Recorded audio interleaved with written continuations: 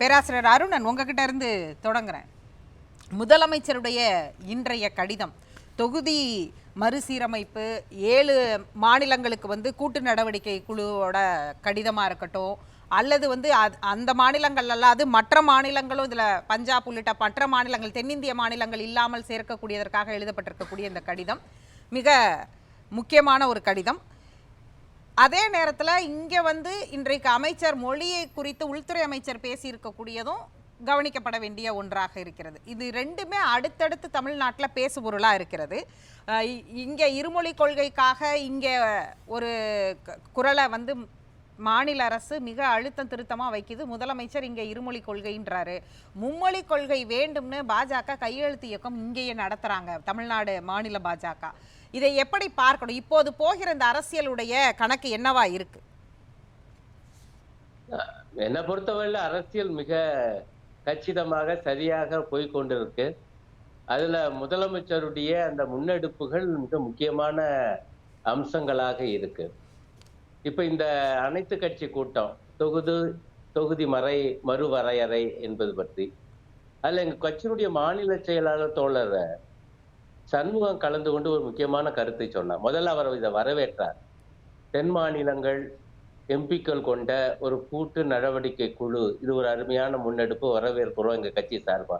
ஆனா அதே நேரத்தில் அவர் என்ன சுட்டி காண்பிச்சார்னா, இது அகில இந்திய பிரச்சனையும் கூட, தென் மாநிலங்கள் மட்டுமல்ல வேறு சில மாநிலங்களும் கூட இந்த தொகுதி மறுசீரமைப்பால் பாதிக்கப்படக்கூடும். ஆகவே அவ்வளவு பெரிய அகில இந்திய அளவுல சில முன்னெடுப்புகள் தேவை என்று அவர் பேசிட்டு வந்தார். பாருங்க, முதலமைச்சர் அவர் எல்லா விஷயங்களையும் உள்வாங்கி இருக்காரு. ஏதோ அனைத்து கட்சி கூட்டம், அவங்க பேசுறது பேசிட்டு நாம செய்யறதை செய்வோம்னு இல்லாம, இப்ப பாருங்க, பஞ்சாப் முதலமைச்சருக்கு கடிதம், மேற்கு வங்க முதலமைச்சருக்கு கடிதம், ஒரிசாவினுடைய முன்னாள் முதலமைச்சருக்கு கடிதம். அப்படி என்றால் தென் மாநிலங்கள் மட்டுமல்ல. அப்ப இந்த மாதிரி இதெல்லாம் எங்க பாதிப்பு வரும்?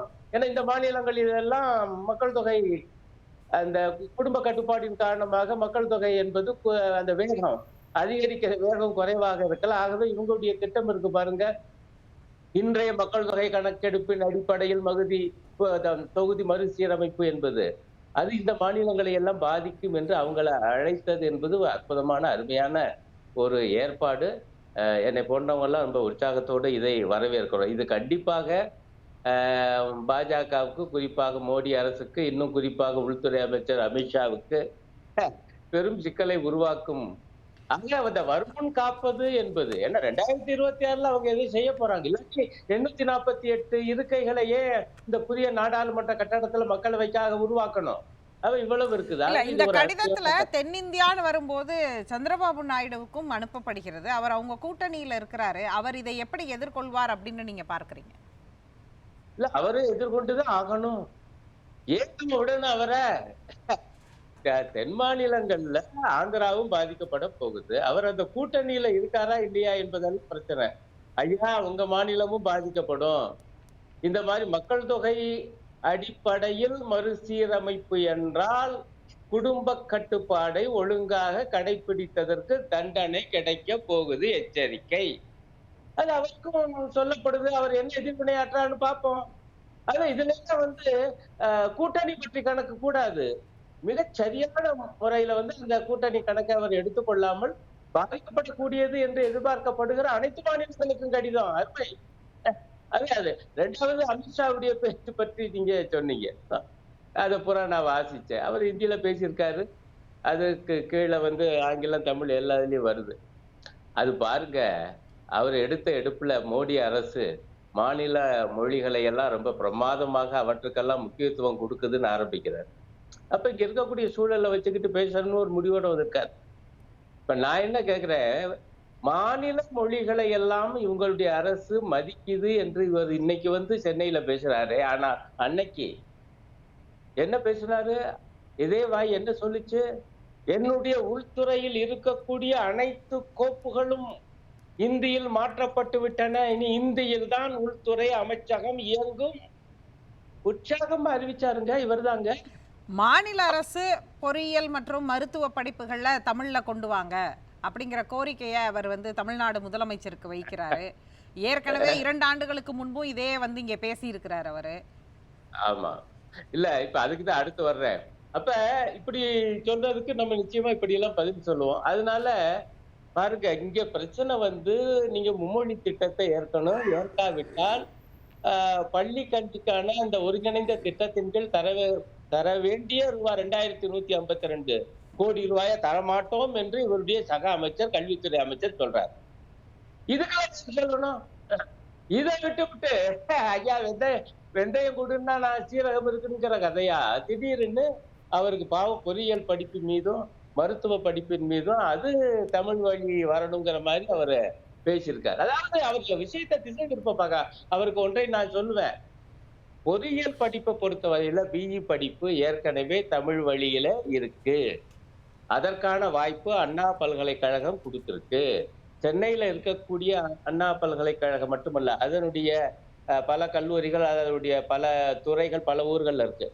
அங்க எல்லாம் இருக்கு. இப்ப கூட நான் பார்த்துட்டு வந்தேன். கிட்டத்தட்ட 11 12 இடங்கள்ல வந்து சிவில் இன்ஜினியரிங்லயும் மெக்கானிக்கல் இன்ஜினியரிங்லும் தமிழ் வழி பட்டப்படிப்பு பிஇ படிப்பு இருக்கு. ஆனா இதுல என்ன சிக்கல்னா, பிஇ முடிச்சிடலாங்க தமிழ் வழி. ஆனா எம்பி போகணும்னா அல்லது இன்ஜினியரிங்ல முனைவர் பட்டம் என்கிற அந்த டாக்டர் பட்டம் பெறணும்னா அல்லது ஐஐடியில போய் சேரணும்னா அவற்றுக்கெல்லாம் கேட் எனப்படுகிற தேர்வுல நீங்க பாஸ் பண்ணி மார்க் வாங்கணும். அது எந்த மொழியில நடத்தப்படுது? ஆங்கிலத்துல மட்டும்தான். இப்ப கூட அதையும் பார்த்துட்டு வந்தேன். அதை நடத்துறது யாரு? சாட்சாத் அமித்ஷாவுடைய அரசு. இப்ப இவங்க எவ்வளவு அத ரொம்ப கில்லாடித்தனமா பேசுறாங்களாம். நீங்க வந்து கேட்ட வந்து ஆங்கிலத்துல மட்டும் நடத்துவீங்க. ஆனா கீழே பிஏ மட்டும் அந்தந்த தாய்மொழியில கற்றுத்தாருங்கள் அப்படின்னா பிள்ளைகளுக்கு குழப்பமாகுது. ஐயா இதுல தமிழ் வழியில பிஏ முடிச்சுட்டு வந்துடலாம். ஆனா மேல போகும்போது அங்க வந்து இடிக்குதே. இங்க இருந்து ஆங்கில வழியில ஆரம்பிக்கிறேன் ஐயா. அதன் காரணமாக இந்த நிலைமை என்னன்னா, தமிழ் வழி பட்டப்படிப்பு பிஇ பட்டப்படிப்பு இருந்தாலும் அதற்கு சேர்க்கை என்பது மிக குறைவாக இருக்கு. இதுதான் இன்றைய இப்ப எம்பிபிஎஸ்க்கு வர்றேன். இப்ப எம்பிபிஎஸ் மருத்துவத்துல தமிழ் வழி சொல்லி தர மாட்டீங்களா? அடேங்கப்பா, தமிழ் மீது என்ன பற்று பாசம் பிரியம்.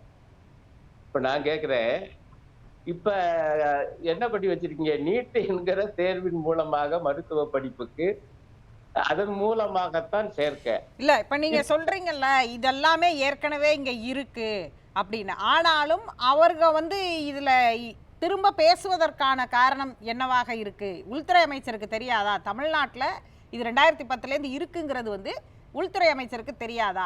ஏன் அதை பேசுகிறார் அப்படிங்கிறது ஒரு கேள்வி. இன்னொரு கேள்வியானது, மும்மொழி கொள்கைக்காக நடத்தக்கூடிய இந்த கையெழுத்து இயக்கங்கள், இங்கே வந்து 3 கல்வியை படிக்க பள்ளி வாசல்ல கல்லூரிகள் வாசல்ல போய் பாஜகவினர் நடத்தக்கூடிய இந்த கையெழுத்து இயக்கம், அதுவும் இன்னைக்கு பேசுபொருளாக இருக்கு.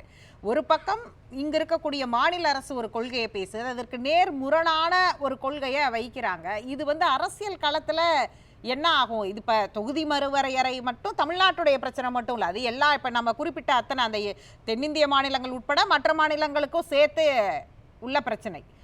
ஆனால் மொழி பிரச்சனை தமிழ்நாட்டுடைய பிரதான பிரச்சனையா முன்வைக்கும் போது மும்மொழி கொள்கை வர்சஸ் இருமொழி கொள்கைன்னு வருது. இப்ப எதற்காக இந்த களம் வந்து தயாராகுது அப்படின்னு ஒரு கேள்வி இருக்கு. இல்ல, முதல் விஷயம், அமித்ஷா ஏன் இப்படி பேசினார் என்றால், அவங்களுடைய இந்தி திணிப்பு முயற்சியை மறைப்பதற்காக திமுக அரசு, ஸ்டாலின் அரசு தமிழ் வளர்ச்சியில் அக்கறை காட்டவில்லை என்று ஒரு பாயிண்ட தூக்கி போட்டு போறாராம். இதுதான் முதல்ல. நான் அதுக்கு இங்க தமிழ் வளர்ச்சி குன்றி இருப்பதற்கு காரணமே ஒன்றிய அரசினுடைய கொள்கை தாங்கிறது தான் நான் ஆதாரம் கொடுத்தேன், பிஇ அப்படின்னு. அதே போல இது முடிச்சிடறேன். எம்பிபிஎஸ்ல என்னன்னா, இங்க நீட் வரும்போது அதன் மூலமாக பல மாநிலத்தவரும் எம்பிபிஎஸ் சீட்டு தமிழ்நாட்டில் இருக்கக்கூடிய மருத்துவக் கல்லூரிகளை சேர்றாங்க. அத்தனை மொழிகள் இருக்கும், மொழி பேசுறவங்க இருக்கும்போது ஆங்கிலம் அங்க பொதுவான பயிற்று மொழி ஆகி போகுது.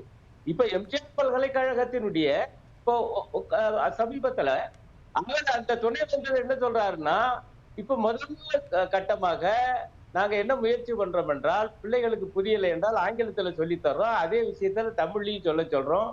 பையங்களுக்கு சந்தேகம் வந்து ஆங்கிலத்துல கேட்க தெரியலன்னா தமிழ்லையும் கேட்க சொல்றோம் சொல்லிக்கிட்டு அவர்கிட்ட சொல்றாரு. ஆனா பிறமொழிக்காரங்களும் இருக்காங்க, நாங்க என்ன பண்றதுங்கிறாரு.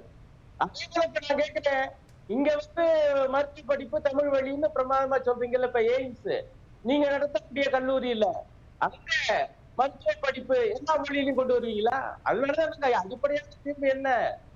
எட்டாம் வகையில் இருக்கக்கூடிய 22 மொழிகளும் ஒன்றியத்துல அலுவல் மொழிகள் ஆனாதான் அடிப்படையாக இந்த பிரச்சனை தீரும். ஒண்ணு. ரெண்டாவது, இப்ப நீங்க கேட்டதுக்கு வரேன், மும்மொழியா இப்ப இருமொழியா? ஆலோசனை கூட்டம் சரி, மும்மொழியை முடிச்சிட்டு வாங்க, அதை மும்மொழி இருமொழியை முடிச்சிட்டு வாங்க. நான் பேசுறேன். நீங்க கேட்டதை நான் வரிசையா வரேன். மும்மொழியா இருமொழியா? ரொம்ப அருமையான செய்தி இப்பதான் பார்த்தேன். கர்நாடகாவுல கன்னட மொழி வளர்ச்சியினுடைய அந்த வாரியமோ ஏதோ ஒரு அமைப்பு, அதனுடைய தலைவர் கர்நாடக முதலமைச்சர் ஒரு கடிதம் எழுதியிருக்காரு. என்னன்னா, ஐயா, கர்நாடகாவுல கன்னடம் மொழி வளரும் என்றால் இங்கே இருமொழி கொள்கைதாயா வேணும். கன்னடம் ஆங்கிலம் போது எதுக்கையா இந்தி என்று அவர் கேட்கிறார். ஆக இது விஷயம் ஏதோ தமிழ்நாடு மட்டும் சுருங்குறது மாதிரி தெரியல. இந்தி பேசாத பல மாநிலங்களிலும் இது எழப்போகுது. காரணம், இந்தி பேசுகிற மாநிலங்களில் ஹிந்தி மட்டும்தான் சொல்லி தராங்க.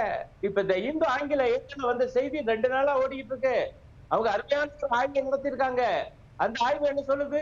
இந்தி பேசுகிற மாநிலங்களில் அங்கே 90 விழுக்காட்டு 90% பேருக்கு ஒரு மொழிதான் தெரியுது. என்ன மொழி? இந்தி மட்டும்தான் தெரியுது. 2வது மொழி வேற ஒரு மொழியே தெரியல, ஆங்கிலமே தெரியல. 90% பேருக்கு. அப்படின்னா என்ன அர்த்தம்?